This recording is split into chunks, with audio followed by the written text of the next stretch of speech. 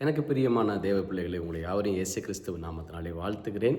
கர்த்தர் இந்த அற்புதமாய் நம்மளை இந்த 5 மாதம் நடத்தி இந்த 6வது மாதத்திலே நம்மளை கொண்டு வந்து கர்த்தர் நிறுத்தி இருக்கிறார். கர்த்தருடைய கிருபைக்கு நன்றி செலுத்துகிறோம். ஆமென். இன்றைக்கி கூட பாஸ்டர் அனிதாக்கு ஒரு சின்ன வேலை, அதனால் இன்றைக்கி உங்கள் மத்தியில் நான் வருகிறேன். கர்த்தர் என் உள்ளத்தில் வைத்த ஒரு வார்த்தை என்னென்னா, இந்த ஜூன் மாதத்தில் தேவன் உங்களுக்கு 4 அற்புதமான காரியங்களை செய்ய போகிறார். ஆமென். என்னென்ன காரியம் என்று நம்ம பார்த்து நம்ம ஜெபிக்க போகிறோம். வாசிப்போம். சங்கீதம் 102 அதிகாரம் 13வது வசனத்திலிருந்து வாசிக்கிறேன். ஜூன் மாதத்தில் கர்த்தர் உங்களுக்குன்னு செய்ய போகிற காரியம் பாருங்கள். சங்கீதம் 102:13. தேவரீர் எழுந்தருளி சீயோனுக்கு இறங்குவீர். ஜூன் மாதத்தில் கர்த்தர் உங்க கூட திட்டமாய் பேசுகிறார். நான் உங்கள் வாழ்க்கையில் எழுந்தருள போகிறேன். அல்லேலூயா. நிறையா நேரத்தில் நம்ம வாழ்க்கையில் நடக்கிற போராட்டங்கள், பிரச்சனைகள், சோர்வுகளை பார்க்கும்போது, ஆண்டவரே என் வாழ்க்கை நீங்கள் இருக்கீங்களா இல்லையாப்பா, இத்தனை போராட்டம் நடக்குது, இத்தனை பிரச்சனை நடக்குது, எந்த விதத்துலையும் நீங்கள் என்ன பண்ணல, எனக்கு பதில் தரவே இல்லையாப்பா, நானும் ஜெபம் பண்ணிக்கிட்டே இருக்கேன்னு, நானும் உபவாசம் பண்ணிக்கிட்டே இருக்கேன்னு, எனக்கு அற்புதம் நடக்க மாட்டேங்குதேன்னு நீங்கள் ஏங்கி நிற்கிறீங்களா? கர்த்தர் சொல்லுகிறார், நான் எழுந்தருளுவேன். ஹல்லேலூயா. கமெண்ட் பண்ணுங்க. God will rise. Yes, God will arise for you. அவர் எழுந்தருளுவார். ஆமென். பாருங்கள், ஒரு இடத்துல உட்காந்து பேசிகிட்டு இருக்கீங்க, உங்களை சுற்றி இருக்கவங்க எல்லாரும் உங்களை திட்டிகிட்டே இருக்காங்க. திடீர்னு அந்த இடத்துல ஒரு பெரிய முக்கியமான ஆள் எந்திரிச்சிட்டு என்ன பண்ணுறாரு, அமைதியாரு அப்படின்னாருன்னா எல்லாரும் பயந்து அமைதியாகிடுவாங்க இல்லையா? ஏன்னா எந்திரிச்சவங்க பெரிய ஆட்களில். அதே போல தான் இன்றைக்கி கர்த்தர் சொல்லுகிறார், நான் உனக்காக எழுந்தருள போகிறேன். ஹல்லேலூயா. அவர் எழுந்தருனான்னா என்ன நடக்கும் பாருங்கள். அவர் சீயோனுக்கு இறங்குவார். அதற்கு தயவு செய்யும் காலமும் அதற்காக குறித்த காலமும் வந்தது. ஆமென். சில நேரத்தில் கர்த்தர் அமைதியாக இருக்க மாதிரி இருக்கும், சில நேரத்தில் கர்த்தர் மௌனமாக இருக்க மாதிரி இருக்கும், சில நேரத்தில் கர்த்தர் நம்ம வாழ்க்கை விட்டு போயிட்டாரு, நம்மளை வெறுத்துட்டாரு அப்படின்ற மாதிரி இருக்கும். இல்லை, அவர் உங்களுக்கு குறித்த காலம் வரைக்கும் காத்திருக்கிறார். யோசேப்போட வாழ்க்கையில் அப்படி தானே இருக்கும். யோசேப்பு என்ன தப்பு பண்ணார்?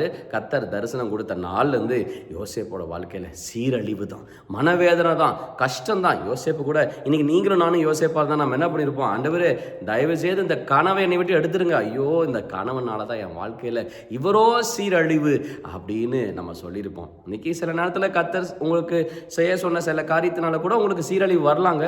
ஆனால் வாழ்நாள் முழுசு அப்படி இருந்துராது. ஒரு நாள் கர்த்தர் எழுந்தருளுவார், ஒரு நாள் கர்த்தர் எழுந்தருளுவார். அவர் எழும்பி உங்களுக்கு தயவை செய்வார். அவர் எழும்பி குறித்த காலத்தில் அவர் எழும்பி உங்களை கொண்டு போய் அரண்மனையில் வைத்து உங்களை மகிமையாய் வாழ வைப்பார். இந்த மாதம் நான் விசுவாசிக்கிறேன், உங்களுடைய குறித்த காலம், உங்களுக்கு தயவு செய்கிற நாட்கள் இந்த ஜூன் மாதத்தில் வந்தது. கமெண்ட் பண்ணுங்க. Favour is upon my head. Yes, தேவ தயவு உங்கள் தலைமையிலாக இருக்கும். ஆமென். இரண்டாவது, கர்த்தர் என்ன செய்ய போகிறார்? சங்கீதம் 102:15வது வசனத்தை வாசிப்போம். கர்த்தர் சீயோனை கட்டி, ஹல்லேலூயா, கர்த்தர் சீயோனை கட்டுவார். ஃபர்ஸ்ட் அவர் உங்களுக்காக எழுந்தருளுவார். இரண்டாவது கர்த்தர் சொல்லுகிறார், நான் உன்னை கட்ட போகிறேன். ஹல்லேலூயா. கமெண்ட் பண்ணுங்க. God will build me up. நிச்சயமாக நான் சொல்கிறேங்க, உங்களை கர்த்தர் கட்டுவார். என் வாழ்க்கையில் கூட எத்தனையோ போராட்டங்கள், எத்தனையோ வேதனைகள், எத்தனையோ மன கஷ்டங்கள், நான் எத்தனையோ பாடுகளை இந்த ஊழியத்தில் நான் அனுபவிச்சிருக்கேன், எத்தனையோ கண்ணீர்களை நான் போயிருக்கேன். சில நேரத்தில் நம்ம வாழ்க்கை நல்லா இருக்குமா, நம்ம இந்த ஊழியத்தை உண்மையாக செய்ய முடியுமா, நம்ம ஒன்றுமில்லாமல் போயிடுவோமா, நம்ம மூலியமாக கர்த்தர் எந்த கிரியையும் செய்ய மாட்டாரான்னு பயந்துருக்கேன். ஆனால் இன்றைக்கி நான் சொல்கிறேன் பாருங்கள், கர்த்தர் நிச்சயமாக உங்களை கட்டுவாருங்க. உங்களை கட்ட முடியாத நிலைமையில், உங்கள் வாழ்க்கையை உயர்த்த முடியாத நிலைமையில் நீங்கள் இருக்கலாம், ஆனால் கர்த்தர் இல்லைங்க, உங்களை நிச்சயமாக உயர்த்துவார், உங்களை நிச்சயமாக கட்டுவார். அவர் உங்களை பலப்படுத்தியே தான் தீருவார். அல்லேலூயா. அங்கே அருமையான தேவ மனுஷன் அப்போஸ்தலனாகிய பவுல் சொல்லுகிறார், இவர் நம்மளுக்குள்ளாக தொடங்கின நற்கிரியையை கிறிஸ்து இயேசு வரும் நாள் வரைக்கும் நடத்துவார் என்று நம்பி. அல்லேலூயா. உங்களுக்குள்ளாக உங்களை வைத்து கர்த்தர் என்னென்னலாம் பிளான் பண்ணியிருக்கிறாரோ அது இன்னைக்கு நேற்றுக்கு இல்லை, அதாவது 2 நாள் 3 நாள், ஒரு 2 வருஷம் 3 வருஷம், ஒரு 5 வருஷம் 10 வருஷம், அப்படி இல்லை. கிறிஸ்து இயேசு வரும் நாள் வரைக்கும் அதை நடத்தி அந்த காரியத்தில் அவர் மகிமைப்படுவார். இங்கே அழகாக சொல்கிறார் பாருங்க. கர்த்தர் சீயோனை கட்டி தமது மகிமையில் வெளிப்படுவார். அல்லேலூயா.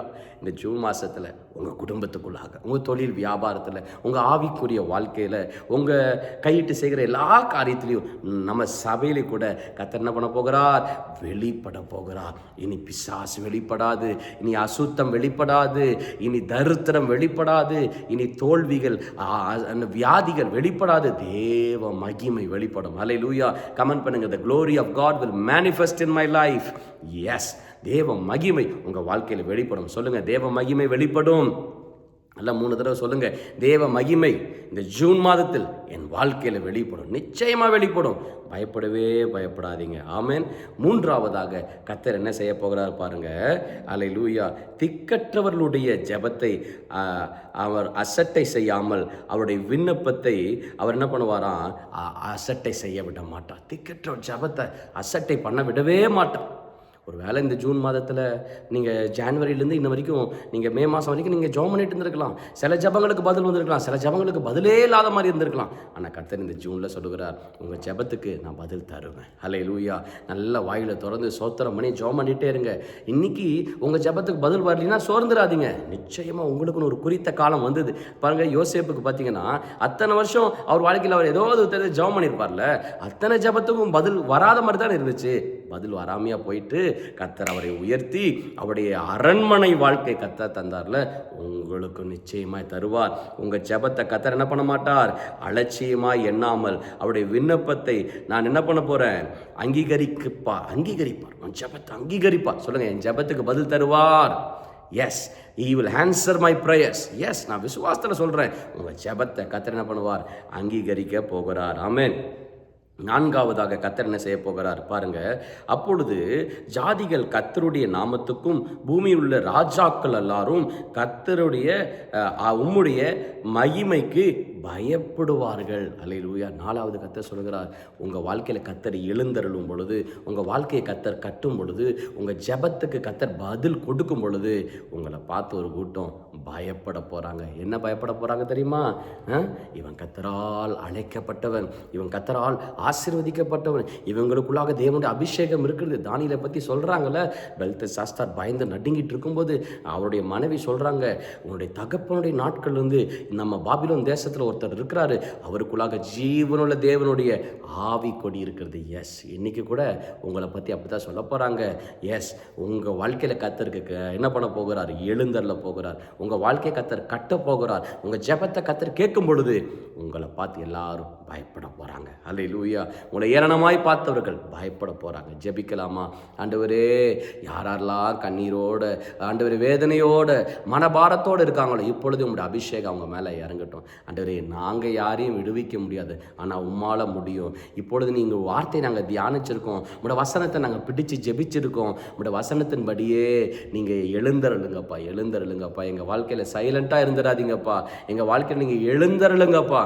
எழுந்தருளி ஆண்டவரே, குறித்த காலம் வந்து எங்கள் மகிமையை படுத்திடுங்கப்பா. எங்களை கட்டுங்கப்பா, எங்களை கட்டுங்க. எங்கெங்கெல்லாம் நாங்கள் உடஞ்சி கிடக்கிறோமோ, எங்கெல்லாம் நாங்கள் பாழாய் போய் கிடக்கிறோமோ, அங்கெல்லாம் நீர் எங்களை கட்ட வேண்டும் என்று ஜெபிக்கிறோம். ஆண்டவரே, எங்கள் ஜெபத்தை அசட்டை பண்ணிடாதீங்கப்பா, எங்கள் ஜெபத்தை தள்ளி விட்டுறாதீங்கப்பா. எங்கள் ஜெபத்துக்கு அங்கீகரிப்பு தாங்க. நாங்கள் ஜெபிக்கிற ஒவ்வொரு ஜெபத்துக்கும் பதிலால், அற்புதங்களால் அங்கீகரிப்பை தாங்க. ஆண்டவரே, நீங்கள் இந்த 3 நன்மை செய்யும் பொழுது இந்த உலகத்தில் எங்களை பார்த்து பயந்து அவர்கள் நீரே ஜீவனுள்ள தேவன் என்று அறிந்து கொள்ளும்படியாக, உம்மை நம்புகிறவர்கள் வெட்கப்பட்டு போவதில்லை என்று அறிந்து கொள்ளும்படியாக எங்களை உமக்கு சாட்சியாய் மாற்றிடுங்க. ஒவ்வொருத்தர் வாழ்க்கையில் அந்த கிருபை இறங்கி வரட்டும். இயேசுவின் நாமத்தில் பிதாவே, ஆமென். பயப்படாதீங்க, உங்களை மகிமைப்படுத்துவார். ஆமென். நாளை காலை 11:30 மணிக்கு நம்ம சிட்டி சர்ச்சில் விடுதலை ஜெபம் நடக்க இருக்கிறது. உங்களை யாவரையும் அன்புடன் அழைக்கிறேன். கர்த்தர் பெரிய காரியங்களை செய்கிறார். You are blessed. பாய்.